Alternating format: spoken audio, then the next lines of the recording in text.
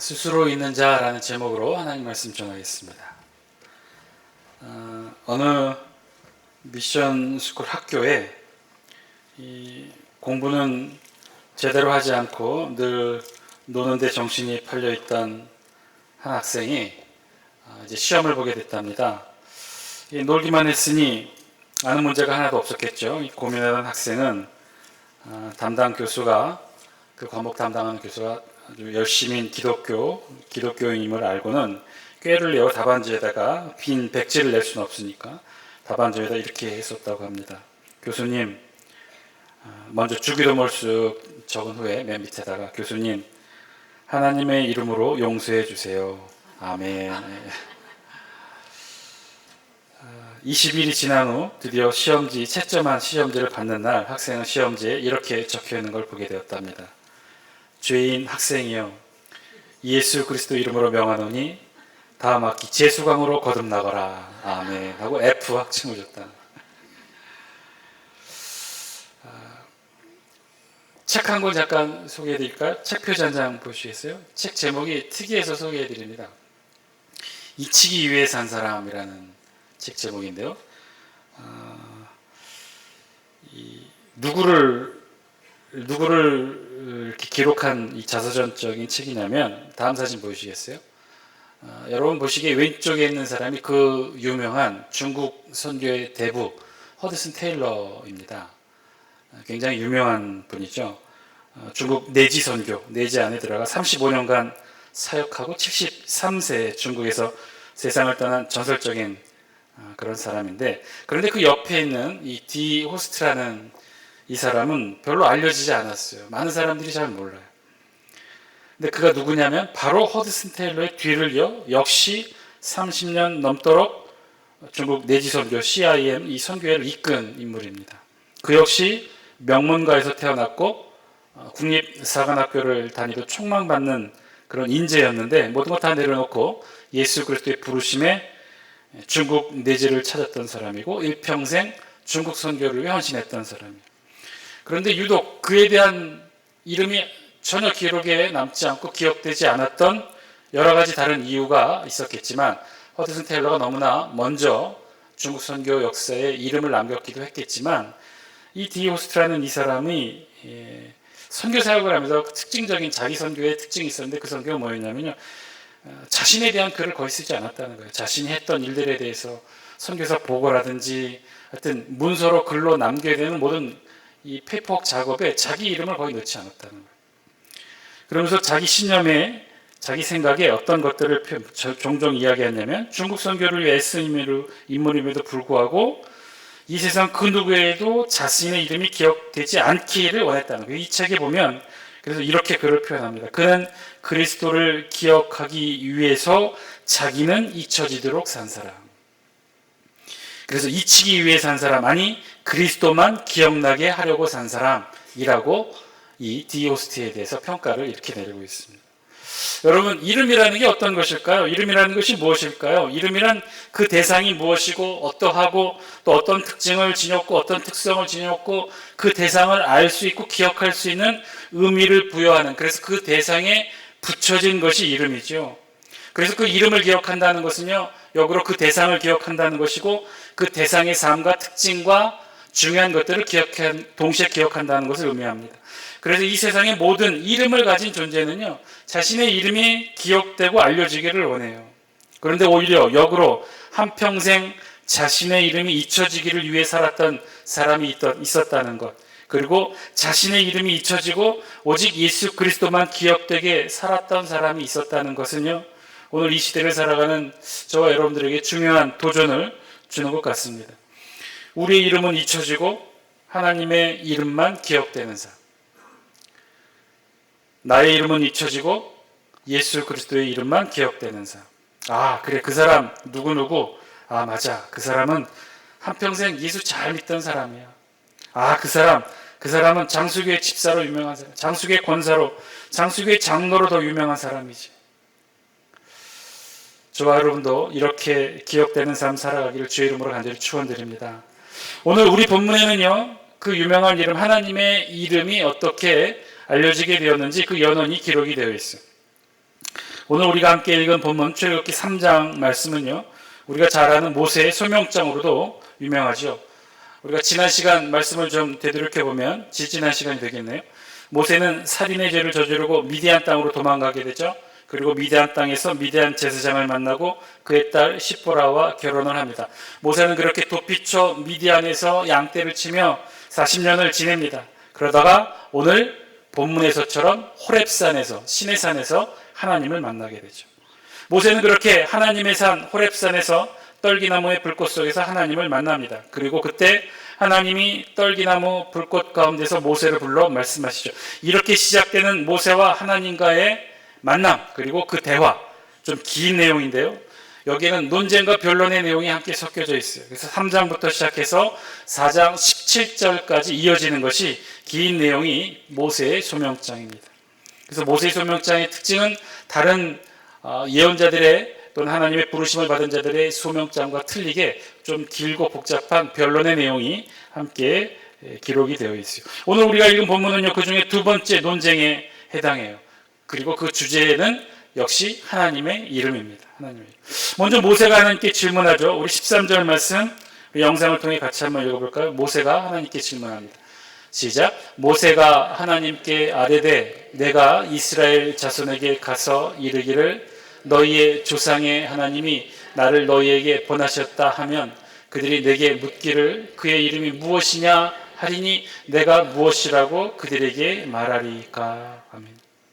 하나님이 나를 부르셔서 이스라엘 백성 앞에 서게 하실 텐데 그들이 내게 물을 것입니다. 도대체 내가 누구의 이름으로 우리 앞에 서 있느냐? 누구의 이름으로 우리에게 왔느냐? 내게 이렇게 질문하면 내가 무엇이라고 말할까요? 하나님의 이름은 무엇이라고 말해야 됩니까? 이때 하나님이 모세에게 말씀하시죠. 우리 14절 말씀 영상을 통해 같이 한번 읽겠습니다. 시작. 하나님이 모세에게 이르시되 나는 스스로 있는 자이니라. 또 이르시되 너는 이스라엘 자손에게 이같이 이르기를 스스로 있는 자가 나를 너희에게 보내셨다 하라. 아멘. 하나님의 이름을 모세가 요구한 대로 알려주시죠. 근데 모세가 요구한 대로 하나님의 이름을 알려주는데 뭐라고 하나님의 이름을 알려주십니까? 스스로 있는 자. 하나님의 이름이 스스로 있는 자라는 거예요. 스스로 있는 자. 하나님께서 하나님 스스로를 이렇게 드러내어 표현하고 있다는 거예요. 스스로 있는 자. 스스로 있는 자. 여러분 이게 무슨 뜻일까요? 하나님은 왜 자신을 이렇게 표현하셨을까요? 스스로 있는 자.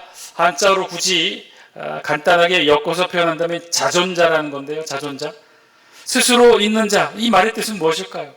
이것의 핵심은요. 하나님께서는 다른 그 어떤 존재에 의하여 의존하여 존재하시는 것이 아니라 스스로에 의하여 영원 전부터 존재하시는 분, 그런 뜻이죠. 그렇죠. 하나님은 누군가의 존재로부터 의지하여 기대어 계시는 분이 아니라는 거예요. 하나님은 스스로 존재하신다는 거예요. 그러면 스스로 존재하시는 하나님에 비해 우리는 어떤가요? 우리도 스스로 존재하고 있나요? 아니면 우리는 누군가의 존재로부터 의존하여서 존재하고 있나요? 여러분 스스로가 스스로 존재하고 있다고 생각하십니까? 당연하죠. 내가 스스로 호흡하고, 내 스스로 먹고, 내 스스로 화장실 가고, 나 혼자 돌아다니고 하는데, 그야말로 나 스스로 있는 거 아닌가요? 여러분 그렇게 생각하십니까? 그렇지 않죠. 이 세상에 이 생을 조금이라도 사신 분이라면, 그렇게 생각하는 분들은 없을 거예요.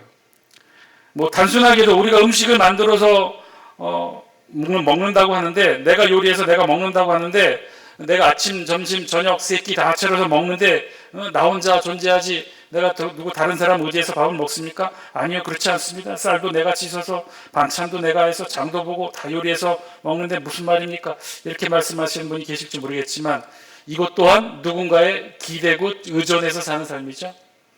그렇게 사오는 음식들 내가 만든 거 아니죠. 내가 농사를 지어 쌀을 생산하는 것도 아니고요. 내가 밥을 해 먹는다고 하지만 그 밥을 먹는 이 과정까지 전기밥솥이며 사용하는 모든 식기며 그릇들 다 내가 만든 것 아니지요. 그러면 누가 만든 걸까요? 그러면 농부가 만든 걸까요? 쌀은 그럼 농부가 만드나요? 농산물을 다 농부가 생산할까요? 그것도 아니죠. 농부도 마찬가지예요. 자기도 의존해서 생산을 합니다. 누군가로부터 씨앗으로 모종을 만들어 주는 것을 받아서 심어야 하고요. 누군가로부터 만들어진 비료도 받아서 자기가 사용해야 됩니다. 그리고 결정적으로 누군가 비도 만들어줘야 되고요. 누군가 햇빛도 적정한 일조량도 만들어줘야 돼요. 지금 이제 추석이 얼마 남지 않아서 추석이 좀 이르게 다가왔죠.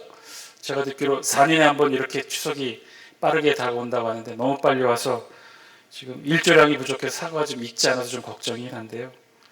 마찬가지예요. 누군가는 만들어줘야 한다는 거예요. 누군가는 풍부한 일조량을 만들어줘야 되고, 누군가는 비를 만들어줘야 되고, 누군가는 비료도 만들어줘야 되고, 누군가는 심지어 그걸 따서 판매할 수 있는 판로도 만들어줘야 한단 말이에요. 다 누군가가 만들어줘야 한다는 거예요. 이 세상 그 어떤 피조물도 사실은 다 의존적인 존재일 뿐이에요.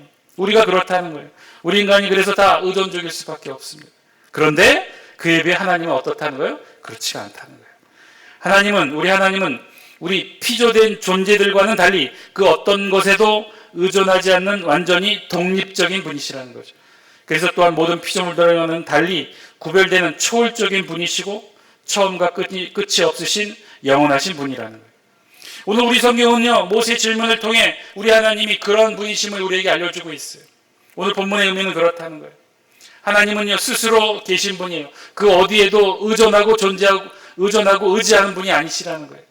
자, 그러면 오늘 우리 본문을 통해 하나님이 어떠한 분이심을 알게 되었어요. 스스로 계신 분, 스스로 존재하는 분, 자존자임을 알게 되었어요. 자, 이것이 오늘 우리에게 주는 의미는 무엇일까요? 하나님은 스스로 있는 자다. 하나님은 스스로 계시는 분이시다. 오늘 이 성경이 저와 여러분들에게 증거하고 있는 이 의미, 이 말씀 가운데 담겨있는 하나님의 이름을 통해 알려주고 있는 이 말씀이 우리에게 주고 있는 그 메시지는 무엇일까요? 하나님 스스로 계시고 스스로 존재하시는 분이 하나님이신데, 그럼 그 하나님 앞에 서 있는 우리는 어떤 존재라는 거예요? 우리는 스스로 계시는 하나님 앞에 서 있는 우리의 모습은 어떤 모습으로 있다는 거예요? 스스로 있는 자, 그런 하나님 앞에서 우리도 똑바로 스스로 있는 자로 서 있나요? 그렇지가 않다는 거죠. 하나님이 스스로 있는 자라면 그 앞에 있는 우리는요, 철저히 의존적인 모습으로 서 있다는 것을 반증합니다. 스스로 있는 자, 그 모습이 하나님 자신의 모습임을 알려주는 오늘 본문을 통해 오늘 본문은 우리에게 말씀하고 있어요. 너희는 알라는 거죠. 하나님이 스스로 있는 자, 스스로 계시는 그 하나님 앞에 있는 우리는 단지 철저히 의존적인 존재일 뿐이다. 스스로 계시는 하나님이 아니라면, 그 하나님이 없다면 우리는 단 하루도 존재하지 못한다. 하나님이 스스로 있는 자라면 우리는 의존하여 있는 자, 의지하여 존재하는 자라는 거예요. 우리 자신이 그렇다는 거예요. 하나님이 스스로 있는 자, 자존자라면 우리는 그 하나님을 의존하여 있는 의존자라는 거예요.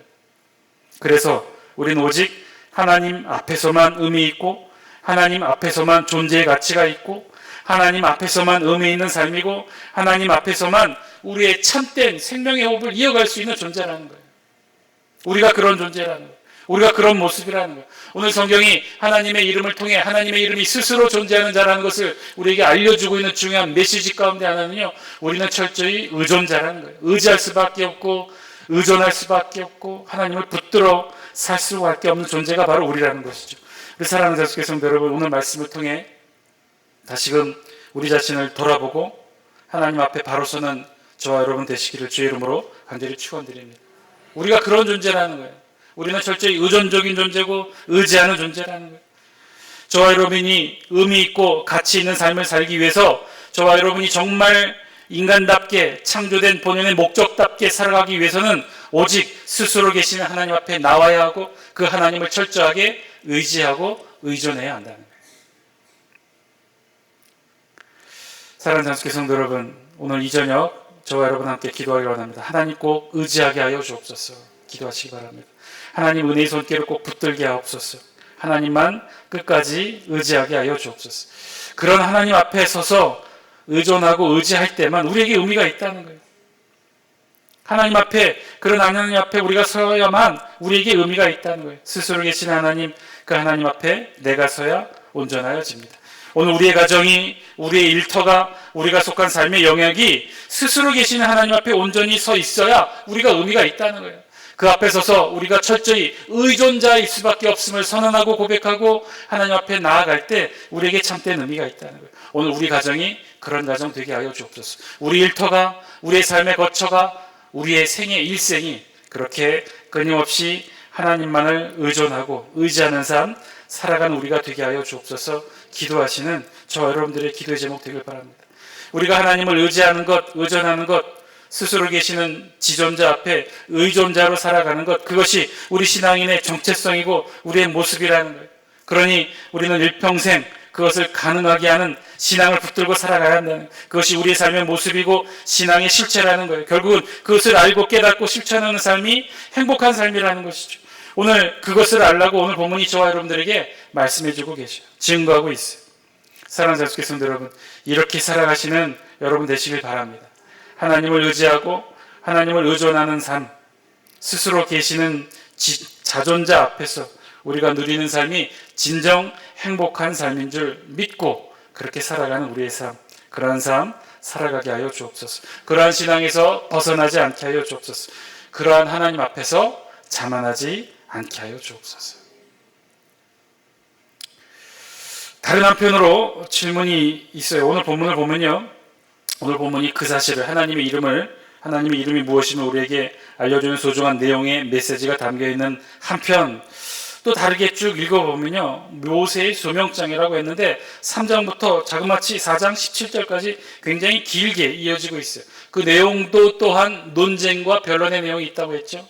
총 5차례에 걸쳐서 모세는 하나님과 변론을 이어갑니다. 왜 이렇게 많은 변론이 필요했을까? 한편으로는 그런 생각이 들죠. 보통의 소명장, 하나님께 부르심 받는 소명장, 이사야도 그렇고 예레미야도 그렇고 하나님 앞에 부르심을 받는 이 소명장의 기록은요, 대부분 간략하게 기록이 되어 있습니다. 한 장도 채 안 돼요. 몇 절에 걸쳐서 기록이 돼요. 하나님이 어떻게 부르셨고 그 부르심 앞에 내가 어떻게 서게 되는지를 간략하게 기록하게 되는 것이 우리 성경에 나타나는 소명장의 특징이에요. 유독 모세만이 아주 길고 긴 하나님과의 논쟁의 형식을 취합니다. 왜 이렇게 많은 논쟁이, 변론이 필요했을까? 하나님의 명령이 있으면 그냥 순종하면 되었을 것을 모세는 왜 이렇게 힘든 과정, 변론을 거쳤을까? 하나님이 부르시고 모세는 순종하고 그러면 되는데 왜 그랬을까? 우리 16절 말씀 영상을 통해 같이 한번 읽겠습니다. 16절입니다. 시작. 너는 가서 이스라엘의 장로들을 모으고 그들에게 이르기를 여호와 너희 조상의 하나님 곧 아브라함과 이삭과 야곱의 하나님이 내게 나타나 이르시되 내가 너희를 돌보아 너희가 애굽에서 당한 일을 확실히 보았노라. 아멘.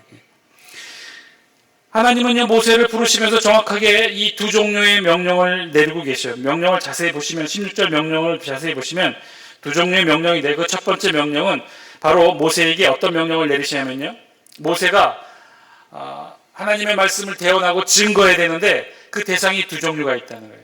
첫 번째 대상은요, 누구예요? 이스라엘 백성과 그들의 장로들. 모세가 지금 하나님의 말씀을 받아서 대언을 해야 되고 선포해야 되는데 그 대상이, 첫 번째 대상이 누구냐? 이스라엘 백성들과 장로들이라는 거예요. 그리고 두 번째는 누구예요? 이제 이스라엘 백성들과 장로들을 하나님의 말씀을 선포하고 설득해서 이들을 데리고 지금 누구 앞에 서야 되는 거예요? 애굽 왕 바로 앞에 서야 되는 거예요. 지금 모세는요, 두 종류의 명령을 지금 받고 있는 거예요. 두 종류의 명령으로 하나님의 말씀을 대언하라고 지금 소명을 받고 있는 거라는 거예요. 우리가 아는 모세의 사명은요, 하나님의 말씀을 대신해서 전하는 거예요. 그 대신해서 말씀을 전하는 대상이 오늘 성경에 보니까 두 종류가 있다는 거예요. 첫 번째는 이스라엘 백성과 장로들에게 하나님의 말씀을 대언하는 것이고, 두 번째는 그들과 함께 이제 애굽 왕 바로 앞에서 명령을 전하라는 거예요. 모세에게 진짜 어려움이 있었던 것, 그래서 끊임없이 하나님의 소명받을 때 하나님 저는 못합니다. 심지어는요, 뭐라고 말을 했냐면요, 이 4장 10절에 보면 모세가 하나님 앞에 뭐라고까지 변명하면요, 이렇게까지 변명해요. 나는 입이 뻣뻣하고 혀가 둔한 자이니 제발 나에게 이 소명만은 거두어 주십시오라고 하나님 앞에 사정하며 이 얘기해요. 자기는 못하겠다는 거예요. 그런데 왜 모세가 이렇게 어려워하고 힘들어했을까? 애굽 왕 바로 앞에 서는 것이 힘들었을까? 무엇이 모세로 하여금 이렇게 어렵게 하여 소명장을 받는 이 중요한 시기에 하나님 앞에 논쟁하고 변론하게 되었을까? 그 이유는요, 여기 있었다는 거예요. 모세의 소명장에 그렇게 길고 긴 논쟁의 이유가 있었던 것 바로 여기에 있었는데요. 그것은요, 이 첫 번째 사명, 이스라엘 백성들과 장로들 앞에서 하나님의 말씀을 전하는 것이 모세에게는 두렵고 어렵고 힘들었다는 거예요. 우리 17절, 18절 말씀, 하나님의 명령은 이러했는데요. 하나님의 명령이 이런 명령인데 어떤 명령이냐? 17절과 18절 말씀 영상을 통해 같이 한번 읽습니다. 시작. 내가 말하였거니와 내가 너희를 애굽의 고난 중에서 인도하여 내어 젖과 꿀이 흐르는 땅 곧 가나안 족속, 헷 족속, 아모리 족속, 브리스 족속, 히위 족속, 여부스 족속의 땅으로 올라가게 하리라 하셨다 하면 그들이 내 말을 들으리니 너는 그들의 장로들과 함께 애굽 왕에게 이르기를 히브리 사람의 하나님 여호와께서 우리에게 임하셨은즉 우리가 우리 하나님 여호와께 제사를 드리려 하오니 사흘길쯤 광야로 가도록 허락하소서 하라. 아멘. 사실은요, 이 17절, 18절 이 내용이 사실은 출애굽기 전체의 내용을 압축 요약한 것임에 다름이 없어요. 여기 있는 내용이 다죠. 모세는 이 하나님의 음성과 말씀을 받아서 먼저 이스라엘 백성과 장로들을 설득하고 그리고 그 음성 그대로 이 애굽 왕 바로 앞에 서서 말을 하는 것이 하나님의 말씀을 대언하는 것이 모세의 소명이었어요. 그 내용도 우리가 지난번에도 같이 한번 살펴봤던 그 내용이에요. 뭐였냐면 우리가 우리 하나님 여호와께 제사를 드리려 하오니 사흘길쯤 광야로 가도록 허락하소서 하더라. 이 사흘길쯤 떨어진 곳에 우리 하나님 앞에 가서 예배할 것이니 그것을 허락해달라고 하는 것이 사실 이 출애굽기 전체의 내용이기도 해요. 애굽 왕 바로 앞에서 모세가 했던 대언의 말씀의 전체 내용의 간략한 요지이기도 합니다. 사흘길쯤 떨어진 곳에 가서 하나님 앞에 예배할 수 있도록 우리 백성들을 보내달라. 사흘길이라는 것은요, 정확하게 어떤 거리를 말하냐면 이들이 지금 애굽 고센 지역에 노예로 있었는데 히브리 백성들이 애굽의 고센 지역에 노예에 있었는데 이 고센 지역에서 홍해를 건너 시내산까지의 거리를 의미합니다. 그리고 조금 더 추상적인 의미의 이 사흘길이라는 단어는요, 이 고대 전쟁 전투에서 사용하는 전쟁 용어로서 적으로부터 피할 수 있는 최소한 물리적 거리가 바로 이 사흘길이었다는 거예요. 그래서 출애굽을 설명하는 이 사흘길의 의미에는 두 가지 목적이 있다는 거예요. 하나님이 나타나신 시내산에 하나님께 예배드리려는 그 목적, 즉 이 고센 땅, 애굽의 고센 땅에서 시내산까지의 거리가 사흘길이라는 것이고 그런 이유가 하나 있고 또 하나는 하나님께서 이스라엘 백성들을 애굽의 속박과 추격으로부터 벗어나게 하시고 보호하시겠다고 하는 의미가 담겨 있는 게 이 사흘길이라는 의미예요. 자, 이제 이후로 출애굽의 모든 내용은요 여기에 맞춰져 있어요. 모세가 백성들을 대표해서 애굽 왕 바로를 설득하는 내용이 바로 여기에 기록이 되어 있어요. 이 사흘길, 이스라엘 백성들과 함께 사흘길 떨어진 이 시내산에 와서 하나님께 예배할 수 있도록 우리를 보내달라. 그것을 막고 있으니 10가지 재앙과 함께 하나님께서 이 애굽을 치시는 내용이 바로 이 출애굽기의 내용이죠. 그런데요, 모세는 이런 하나님의 명령에 사실은 두려워하고 주저하고 힘들어합니다. 계속해서 자신이 없다는 거예요. 하나님 명령에 거부하는 거죠. 4장 17절까지 모든 내용이 사실은 그 내용이에요. 끝까지 계속해서 하나님의 요청에 모세는 거부합니다. 거절해요. 못하겠다는 거죠. 4장 10절에 심지어 나는 입이 뻣뻣하고 혀가 둔한 자이다라고까지 변명하면서 하나님 앞에 거절을 합니다. 그렇다면 도대체 모세가 자신 없어하고 힘들어하는 것이 무엇이었을까? 하나님의 부르심에 모세가 그토록 자신 없어하면서 주저했던 것은 무엇이었을까? 오늘 하나님이 모세를 통해 부르셨던 명령의 두 가지라고 했죠. 첫 번째는 하나님의 말씀을 이스라엘 백성들과 장로들에게 선포하는 것이 첫 번째였고, 그리고 두 번째는 이 바로 애굽 왕 바로 앞에 서서 하나님의 말씀을 대언하는 것이 두 번째 목적이었어요. 자, 모세는요 어떤 일을 두려워하며 끝까지 저항했을까요? 이 두 가지 목적, 이스라엘 백성과 장로들을 설득해서 하나님의 말씀을 전하는 일과 애굽 왕 바로 앞에 하나님의 말씀을 선언하는 일, 둘 중에 어떤 것이 그렇게 힘들어서 끝까지 저항했을까요? 4장 1절 말씀, 우리 성경 본문은 아니지만 우리 4장 1절 말씀 영상을 통해 같이 한번 읽겠습니다. 시작. 모세가 대답하여 이르되 그러나 그들이 나를 믿지 아니하며 내 말을 듣지 아니하고 이르기를 여호와께서 내게 나타나지 아니하셨다 하리이다. 아멘. 모세가 끝까지 저항하면서 딱 한 구절 이렇게 하나님 앞에 고백하면서 이야기해요. 하나님, 그러나 그들이 나를 믿지 아니하며 내 말을 듣지 아니하고 여호와께서 내게 나타나지 아니하셨다 하면 어떻게 하겠습니까? 여러분, 모세가 지금 정말 힘들어서 하나님의 소명을 거절하며 얘기했던 그 이유와 원인 두 가지였다고 그랬죠. 목적이 이스라엘 백성과 장로들을 향해 설득하는 것 한 가지와 애굽 왕 바로에게 설득하는 것 한 가지.